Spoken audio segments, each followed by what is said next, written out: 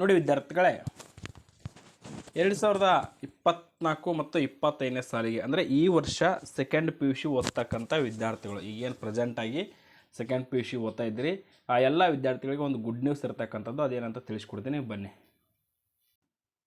ನೋಡಿ ವಿದ್ಯಾರ್ಥಿಗಳೇ, ದ್ವಿತೀಯ ಪಿ ಯು ಸಿ 2025 ಪರೀಕ್ಷೆಗಳ ಮಾದರಿ ಪ್ರಶ್ನೆ ಪತ್ರಿಕೆಗಳು, ನೀಲನಕ್ಷೆಗಳು ಮತ್ತು ಸಂಬಂಧಿಸಿದ ಸುತ್ತೋಲೆ.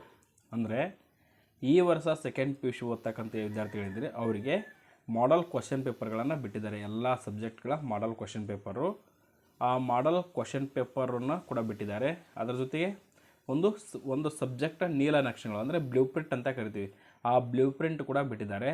ಮತ್ತು ಒಂದು ಆದೇಶ ಕೂಡ ಇದೆ, ಪ್ರಮುಖವಾದ ಆದೇಶ. ಆ ಕುರಿತು ಸಂಪೂರ್ಣ ಮಾಹಿತಿ ತಿಳಿಸ್ಕೊಡ್ತಾ ಇದ್ದೀನಿ ಬನ್ನಿ ವಿದ್ಯಾರ್ಥಿಗಳೇ. ಈಗ ಇದು ಒಂದು ಅಫಿಷಿಯಲ್ ವೆಬ್ಸೈಟಿಗೆ ಬಂದು ಇದ್ರ ಮೇಲೆ ಕ್ಲಿಕ್ ಮಾಡಿದಾಗ ಈ ಪೇಜು ಈ ಥರ ಓಪನ್ ಆಗ್ತಿದೆ.